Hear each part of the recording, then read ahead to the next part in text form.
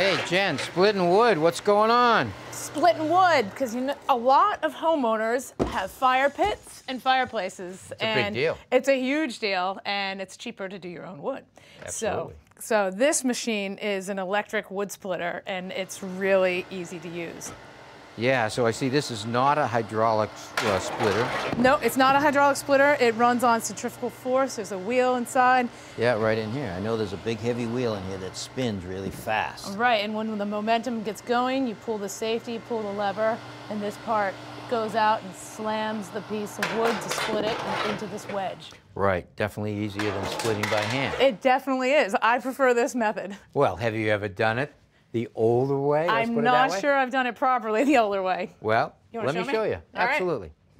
All right, so when you're splitting wood, a lot of people, the first thing they think of is an axe. Right. All right, now an axe is really, you know, it's okay for splitting wood, but the primary design of an axe is to cut trees down, cut heavy branches off without using a saw. From the side. Right? So if you notice, it's kind of a narrow head and it's very sharp. Okay.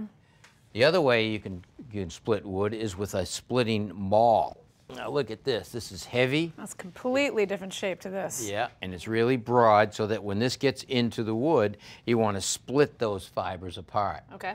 And sometimes you'll actually split it with a wedge and a maul or a sledgehammer. Okay. You drive that into the tree like that, and this works down and it pulls the grain apart.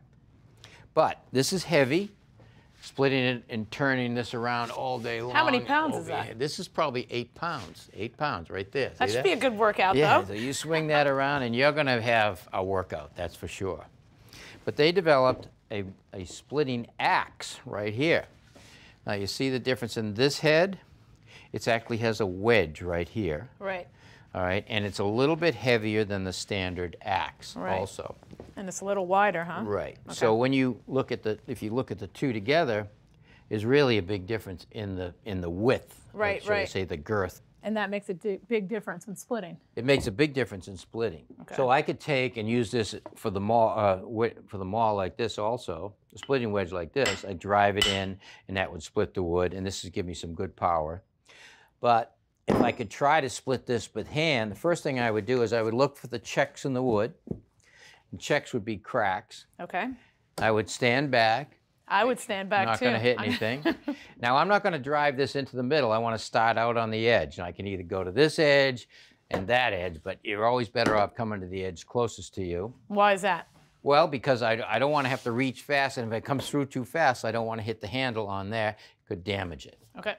Next thing I do is I look for any knots, because going through a knot is not good. Mm-hmm. So I find it, I get it lined up like that. I stand back, I have my legs apart a little bit of an angle. Okay.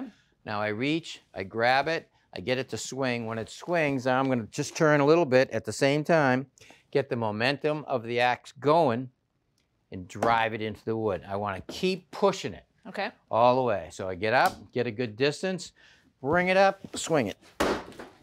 Down, just like that. Just like the centrifugal force in the wheel. Exactly. Got it. Into the wood. Okay. Drive it away. Turn it. Drop it on. Get a distance. Swing it. Look at that. Up. That's the grain of the wood right there. That happens. Wow. I didn't know the tips of coming from the outside and going straight from the middle. I would love to. So line it up first for distance. Good job. Ready? Let it fall. Grab it. Spoon. Almost. Almost. Whoa, you got that one all right. Nice job. Excellent. So what do you think's better? Thanks for watching. This Old House has got a video for just about every home improvement project, so be sure to check out the others. And if you like what you see, click on the subscribe button to make sure that you get our newest videos right in your feed.